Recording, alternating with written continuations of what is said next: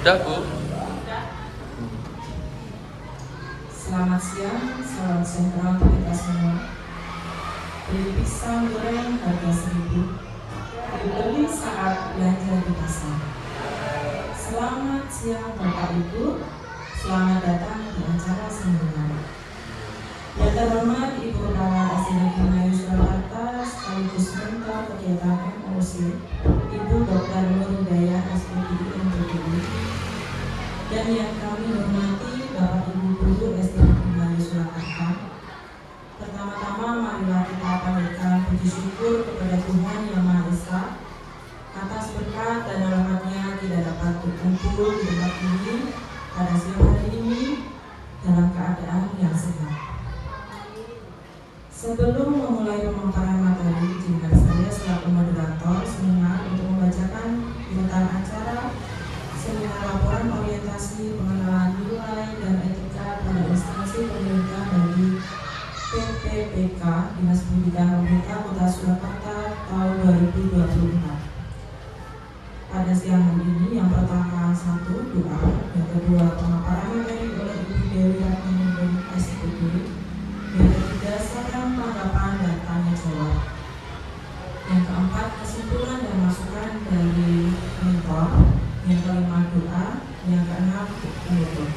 Untuk mengawal kegiatan pada hari ini, mari kita berdoa menurut agama dan kepercayaan kita masing-masing. Berdoa dipersilakan.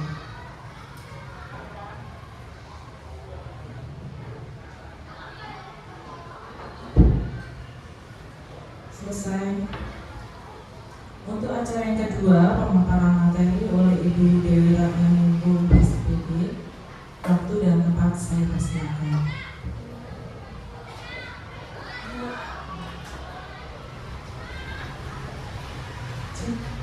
Selamat siang Bapak Ibu Guru SD Negeri Melayu.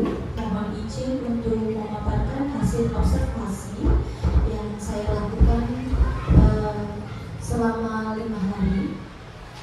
Di sini saya akan memaparkan untuk laporan orientasi pengenalan nilai dan etika pada instansi pemerintah bagi P3K Dinas Pendidikan Pemerintah Kota Surakarta tahun 2024. Saya adalah peserta MOOC Angkatan 2.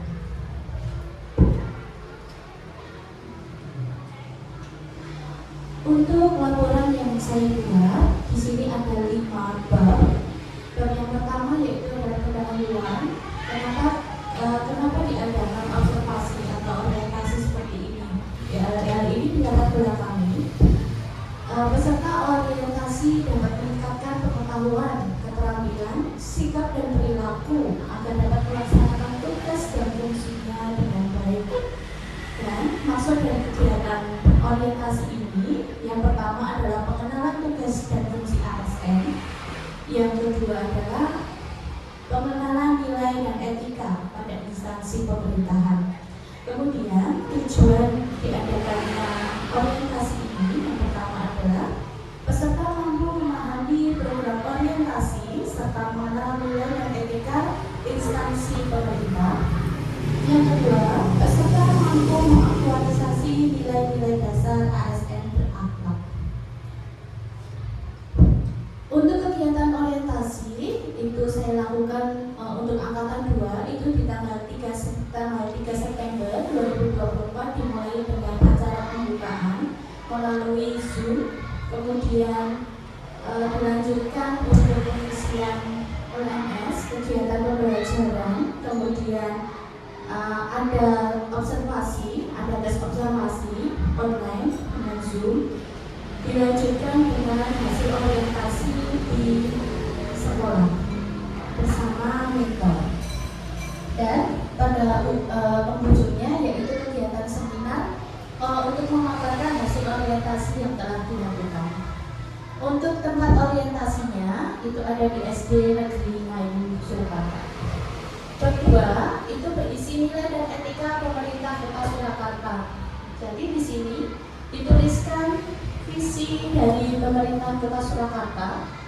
Ada 2, visi yang pertama itu adalah visi jangka menengah daerah Kota Surakarta dari tahun 2021 sampai tahun 2025, yaitu mewujudkan Kota Surakarta sebagai kota budaya yang modern, tangguh, gesit, kreatif, dan sejahtera. Untuk visi yang kedua, yaitu visi jangka panjang daerah Kota Surakarta tahun 2005 sampai 2025 dalam jangka waktu 20 tahun, yaitu Surakarta kota budaya, mandiri, maju, dan sejahtera. Setelah visi kita akan bahas misi. Misinya ada 7. Yang pertama adalah meningkatkan kualitas kesehatan masyarakat yang berkelanjutan. Kedua, memperkuat pertumbuhan ekonomi yang adaptif dan berkelanjutan. Yang ketiga, mewujudkan tata ruang dan infrastruktur kota yang mendukung kemajuan kebudayaan dan pariwisata berkelanjutan. Yang keempat, meningkatkan kualitas dan daya saing pemuda dan masyarakat umum di bidang pendidikan, ekonomi, seni budaya, dan olahraga. Yang kelima, mengembangkan tata kelola pemerintahan dan pelayanan publik yang gesit dan kolaboratif berdasarkan semangat gotong royong dan kebinekaan. Keenam, mewujudkan kemakmuran dan kesejahteraan bersama warga kota yang berkeadilan dan inklusif. Ketujuh, yang terakhir, mewujudkan daerah yang kondusif dan kerukunan antar umat beragama dalam tata kehidupan bermasyarakat yang saling menghormati. Di bab 3 dibahas tentang nilai dan etika organisasi yang terdiri dari organisasi perangkat daerah, dinas pendidikan. Dinas pendidikan merupakan unsur pelaksana bidang pendidikan yang menjadi kewenangan daerah yang dipimpin oleh kepala dinas pendidikan, yang memiliki visi terwujudnya layanan pendidikan yang bermutu dan paripurna. Kemudian misinya ada 3. Yang pertama adalah meningkatkan keterjangkauan dan perluasan layanan pendidikan yang bermutu dan paripurna. Kemudian yang kedua, meningkatkan ketergantungan dan perluasan layanan pendidikan yang paripurna. Dan yang ketiga adalah meningkatkan sumber daya aparatur yang membidangi pelayanan.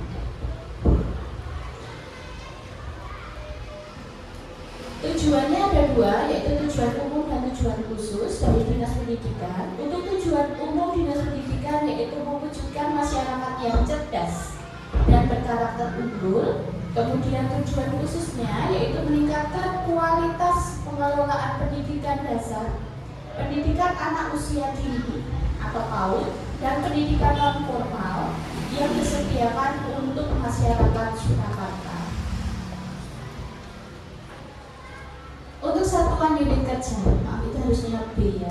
Satuan unit kerja yaitu di SD Negeri Nayu yang memiliki visi SD Negeri Nayu Surakarta yaitu terwujudnya pendidikan dasar yang unggul dengan bertumpu pada peningkatan iman dan takwa, disiplin, ramah, sehat, kreatif, berprestasi sesuai dengan profil pelajar Pancasila.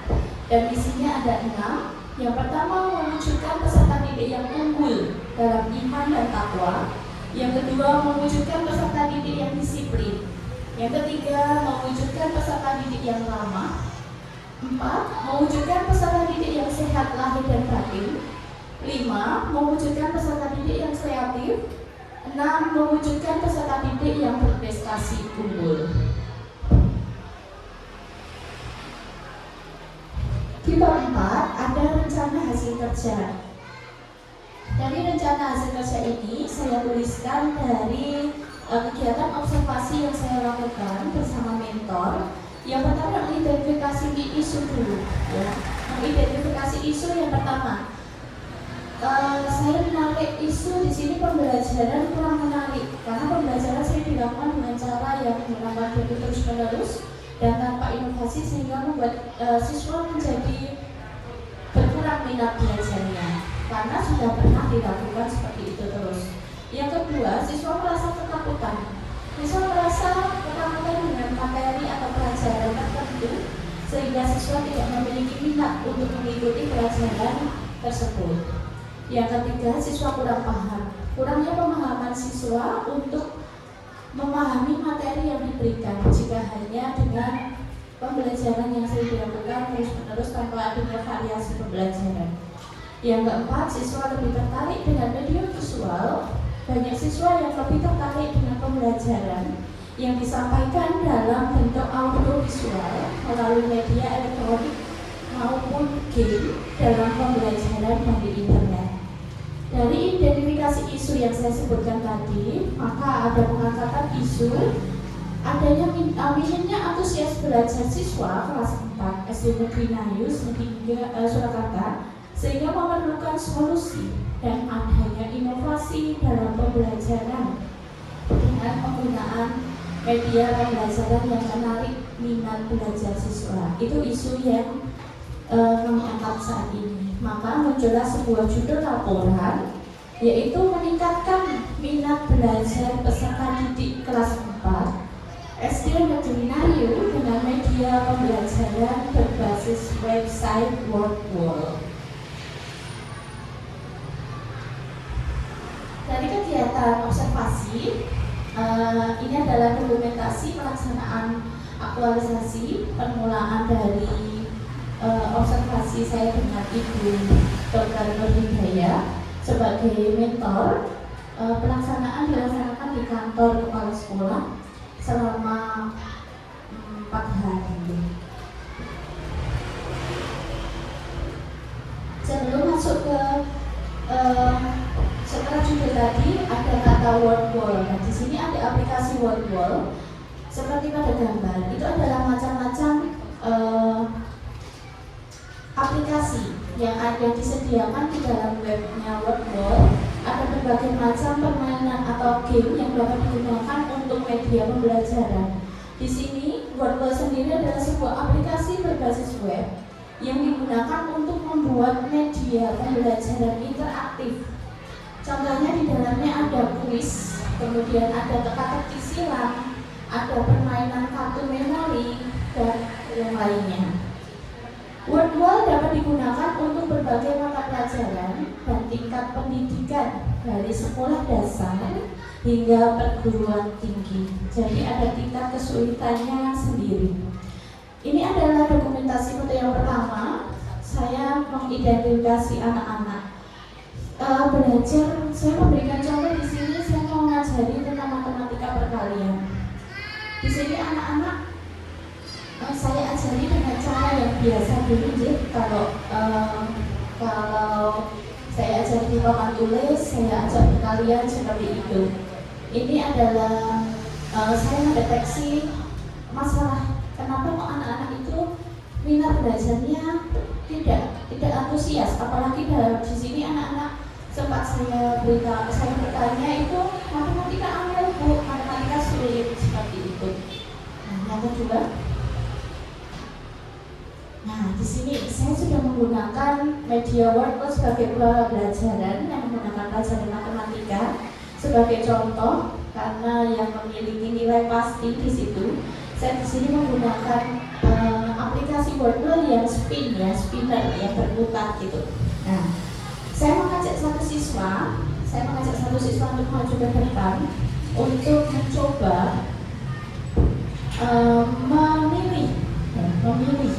Saya coba dua, ada spin, ada yang kotak kata. Saya memilih satu anak untuk maju ke depan untuk mencoba.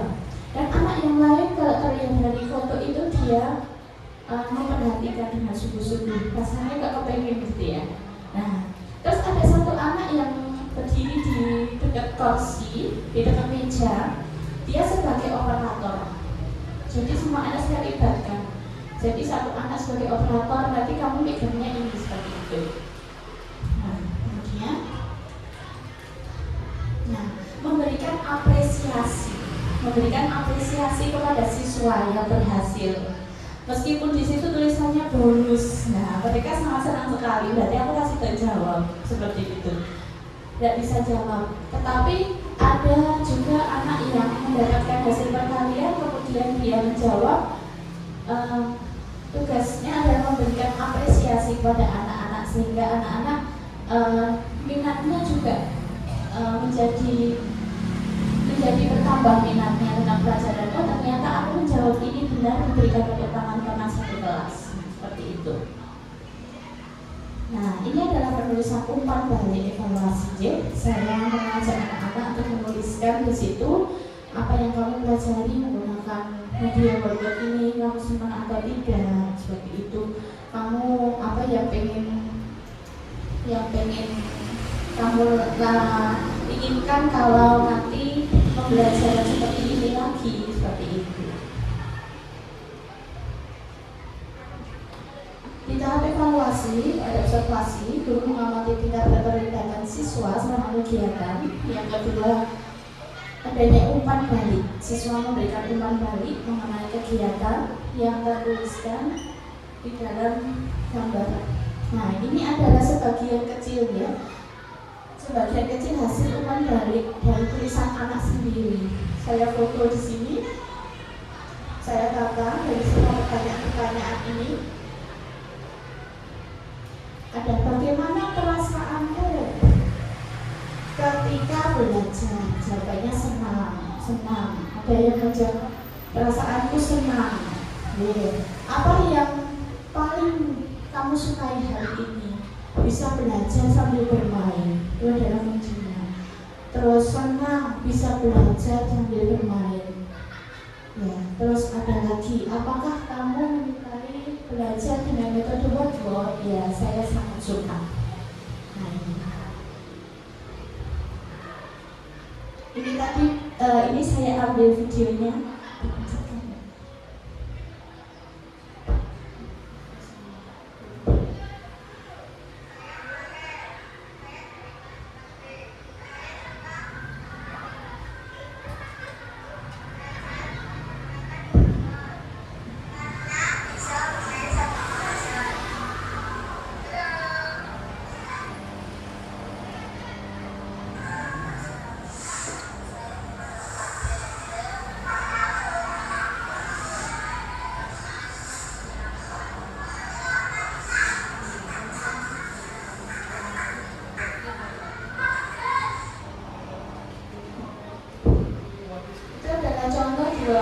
Video.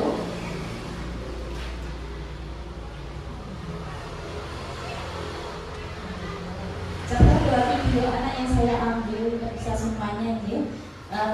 Yang mereka mengatakan kalau belajar menggunakan WordWord meskipun pembelajarannya itu sulit matematika, yang mereka anggap takut, yang mereka anggap aku nggak bisa nyampe seperti itu, tetapi karena media ini mereka jadi senang. Apalagi anak-anak itu kalau yang namanya bermain itu satu ya. Namanya anak-anak kalau sekarang kita bermain pasti mereka gembira. Kecuali kalau sekarang kita ulangan. Nah, mungkin Bapak Ibu guru di sini juga pernah mengalami. Anak-anak keluarkan buku kita ulangan. Nah, seperti itu pasti langsung mengkerut. Ya. Kalau anak-anak setelah ini kita akan bermain, pasti sorak-sorak bergembira. Nah, demikian hasil observasi yang saya sampaikan. Jika ada kekurangan, saya mohon maaf.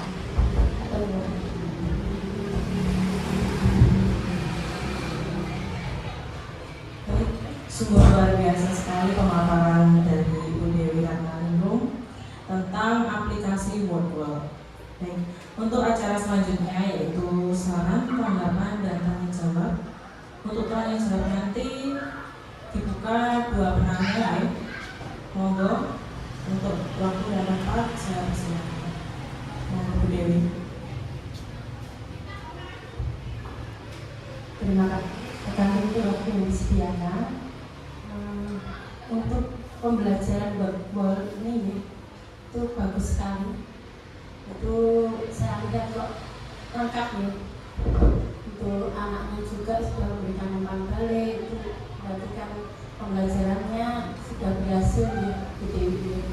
Nah, dari pembelajaran ini itu apakah ada kekurangan untuk model ini seperti itu? Jadi kita yang akan terinspirasi untuk menggunakan pembelajaran WordWord ini itu bisa antisipasi sebelumnya gitu. Apakah ada kekurangan dalam pembelajaran sehingga nanti ketika kedepannya kita itu bisa menerapkan dan nanti bisa antisipasi kalau misalnya ada kekurangannya. Gitu. Terima kasih.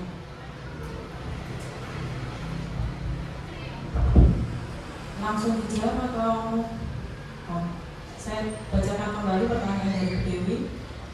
Apakah ada kekurangan dari pembelajaran menggunakan aplikasi Bloomberg begitu ya Bu? Untuk pertanyaan kedua, oke, mau Pak? Ya, terima kasih Bu Risa sebagai moderatornya. Untuk pertanyaannya seperti ini. Kita tahu dalam kan fiturnya banyak sekali dalamnya itu. Nah, dalam fitur Bloomberg yang paling efektif dalam meningkatkan pemahaman konsep siswa itu yang mana? Sudah. Terima kasih.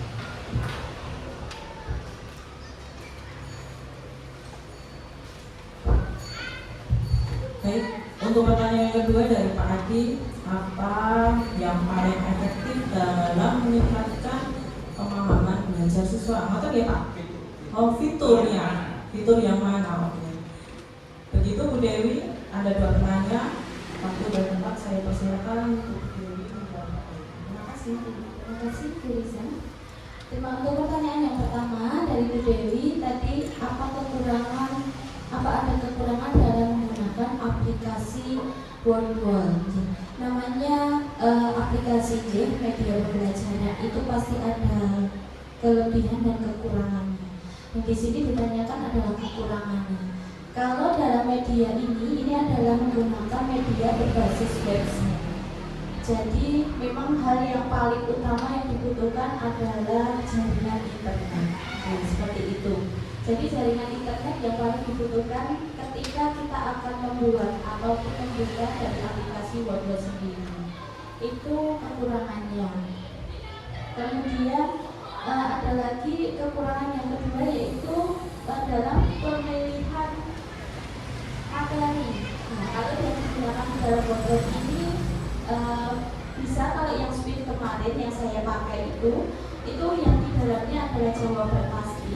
Jadi kalau untuk penggunaan jawaban tidak pasti, karena kemarin saya menggunakan materi matematika, itu yang saya tampilkan di situ adalah jawaban pasti dari hasil perkalian itu. Jadi bukan jawaban ganda yang bisa membuat anak-anak bisa memberikan sebuah jawaban sama seperti itu. Mungkin itu dulu dari pertanyaan. Untuk pertanyaan yang kedua dari Pak Adi, apa fitur yang dipakai? Kalau untuk tadi sudah tertuliskan di situ, Wordwall bisa dipakai dari usia yang paling kecil ya, sekolah dasar, sampai mungkin TK juga bisa menggunakan. Dari kecil sampai perguruan tinggi. Di dalam Wordwall itu ada namanya tingkatnya sendiri-sendiri. Kalau di SD itu fitur yang paling meningkatkan pemahaman untuk anak-anak yang kalau kelas rendah kelas rendah itu adalah fitur yang paling sederhana. Kalau di sini saya melihat itu yang kotak angka itu ya, tebak kotak itu juga bisa, spin juga bisa. Kalau untuk anak silang itu digunakan untuk kelas yang agak tinggi karena harus menyamakan pertemuan dari kata ke kata seperti itu. Namanya Abi. Baik, dua pertanyaan sudah dijawab oleh Bu Dewi. Begitu Bu Dewi dan Pak Adi, apakah ada tambahan lagi? Ada. Untuk saran dan tanggapan, apakah ada dari Bapak Ibu? Monggo bicara. Terima kasih waktu yang diberikan kepada saya. Ini pertanyaan sedikit saja secara pribadi, memang saya baru mengenali Wordwall itu seperti apa. Kemudian saya bertanya, persiapan apa yang harus dimiliki guru ketika kita mau menggunakan aplikasi ini. paling tidak kan guru harus menguasai ketika kita mau menggunakan itu. Nah, persiapan apa yang harus dimiliki guru dan kendala apa yang mungkin nanti dihadapi ketika kita menggunakan Wordsworth ini. Terima kasih. Terima kasih Bu Ciki. Pertanyaan yang ketiga, saya ulang lagi ya. Persiapan apa yang harus dikuasai guru dan kendala apa yang mungkin akan terjadi saat kita menggunakan Wordsworth itu? Terima kasih. Terima kasih Bu Ciki. Untuk persiapan, yang pertama adalah persiapan bahan dulu, alatnya. Semua harus komplit dulu, jadi harus ada LCD karena penayangannya memang menggunakan LCD dan proyektor itu. Kemudian yang tadi diperiksa dengan Bu Dewi yaitu penggunaan jaringan internet. Karena kita membuka website di situ, kita harus masuk di dalamnya, kemudian kita akan mengolah di mana, kemudian memilih materi, dan yang harus dipersiapkan sebagai guru yang pertama adalah materi pembelajaran. Di sini materi pembelajaran yang mana yang tepat yang digunakan untuk pemilihan aplikasinya. Kalau pakai Wordsworth mau pakai teka-teki silang atau mau pakai kotak angka, kalau mau pakai spin, seperti itu. Jadi memang harus menyiapkan materi. Terus tapi sama kendalanya nih. Kendalanya jika memang alat-alat ini tidak tersedia, yang pasti jika memang jaringan internetnya juga sulit, itu juga membuat lama. Seperti penggunaan media yang lain kayak Manfa, kayak Dolatun, itu juga menggunakan jaringan internet. Mungkin kendalanya itu. Kalau kendala yang lain mungkin nanti kalau di situ siswa mungkin takut kalau disuruh maju. Mungkin kan pasti ada rasa takutnya juga, malu seperti itu. Aku mau maju, mungkin hanya kendalanya seperti itu. Wajar kejadian. Itu Bu Ciki. Apakah sudah cukup? Terima kasih Bapak Ibu. Untuk yang selanjutnya yaitu kesimpulan dan masukan dari rektor kepada Ibu Dr. Hidayah SPDI MPDI waktu dan tempat saya bersilakan. Kasih tepuk tangan dulu buat Bu Dewi dan Bapak Ibu semua. Tetap semangat ya, meskipun sudah 12-16. Tepuk tangannya yang pertama karena Bu Dewi sudah memaparkan dengan runtut dan jelas serta tampilannya atau keterbacaannya baik ya. Terus tepuk tangan berikutnya untuk peserta. Muncul 3 pertanyaan dan pertanyaannya esensial semua. Rasanya Bu Wida sudah speechless, gak ada yang perlu dikatakan gitu. Karena melihat secara keseluruhan dari pemapar itu sudah sampai pada level refleksi gitu ya. Ini mood wall itu plus minusnya apa dan antisipasinya apa itu sepertinya sudah sejauh itu. Jadi hampir-hampir yang perlu Bu Ida sampaikan. Hanya apresiasi itu yang pertama. Nah yang kedua, melihat judulnya itu kan peningkatan antusiasme ya. Nah, di diskusi awal mentor dengan mente itu diskusi awalnya meningkatkan minat atau meningkatkan hasil belajar. Ternyata pilihannya adalah meningkatkan minat ya. Perkara hasilnya seperti apa itu nanti adalah riset berikutnya. Tapi bahwa word wall ini untuk meningkatkan minat itu terbukti ya, anak-anak lebih antusias, minatnya lebih muncul begitu ya. Dan kalau minatnya meningkat, harapannya prestasinya meningkat.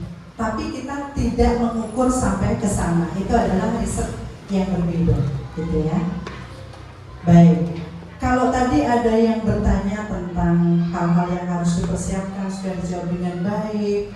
Terus fitur-fitur dari aplikasi Wordwall ini sudah dijawab juga dengan baik yang ditanyakan oleh Pak Adi.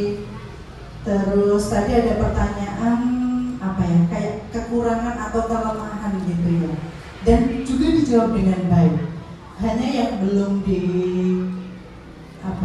diangkat adalah karena ini kan kaitannya dengan listrik, kaitannya dengan wifi ya, listrik dan wifi.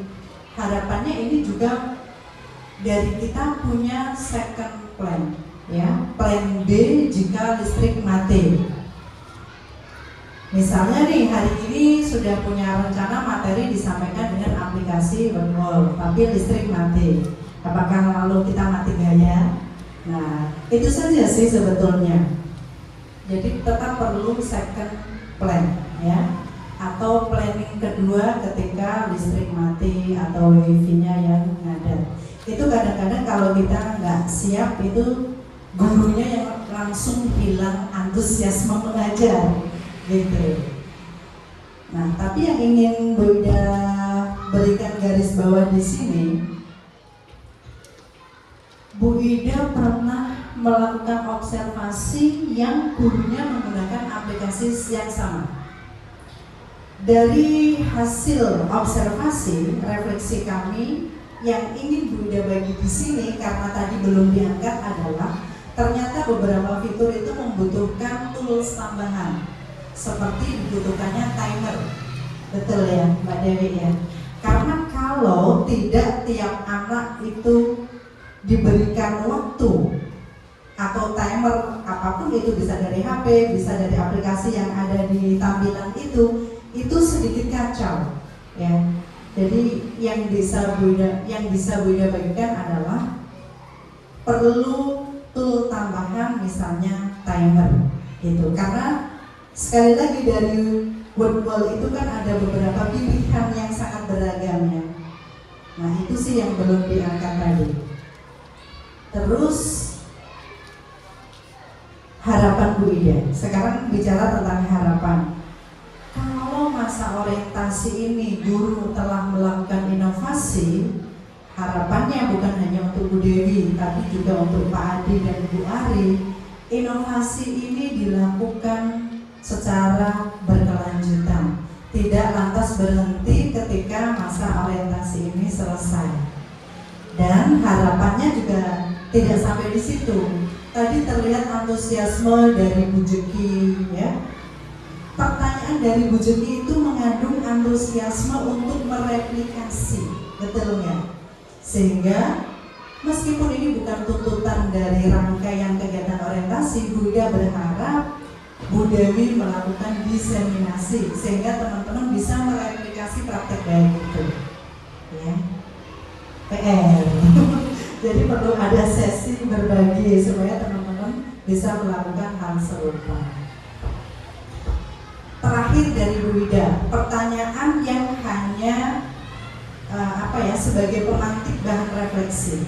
Apakah dengan Wordwall ini semua anak telah terakomodir dalam konteks diferensiasi, atau jangan-jangan ada pihak-pihak tertentu atau ada anak-anak tertentu yang emang karakternya dia atau hari itu dia nggak bisa maksimal loh dengan Wordwall ini. Dengan kata lain, Bu Ida ingin berpesan tetap diferensiasi itu dipegang teguh oleh guru-guru ya, oleh Mbak Dewi. Jangan karena aku punya inovasi nih, dan ini pasti solusi dari segala solusi, semua anak pasti antusias. Bukan. Jadi Bu Ida ingin mengingatkan diferensiasi tetap selalu di bawah, tetap ditelisik, betulkah ini semua anak aman dengan ini, atau ternyata ada anak-anak yang perlu perlakuan khusus. Itu saja, selebihnya ini sangat luar biasa. Paparannya, performanya, typo-typo sedikit banget ya. Misalnya penulisan judul kapital itu hanya sangat sedikit, hampir-hampir sempurna. Tepuk tangan untuk Bu Dewi dan kita semua. Ya itu saja. Wassalamualaikum warahmatullahi wabarakatuh. Terima kasih Bu Ida selaku Mentor MOC atas masukan yang sungguh luar biasa pada rekan kami. Kita sudah sampai ke penghujung acara. Kita akan tutup dengan doa karena kita awali tadi dengan doa, kita tutup dengan doa. Menurut kepercayaan dan keyakinan kita masing-masing berdoa bersama.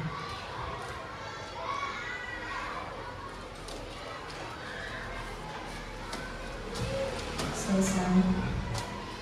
Terima kasih Bapak Ibu atas kerawanan dalam acara seminar hari ini. Buah mangga dibagi dua. Kalau dapat yang kecil jangan bersedih. Terima kasih Bapak Ibu semua. Cukup sekian dan terima kasih.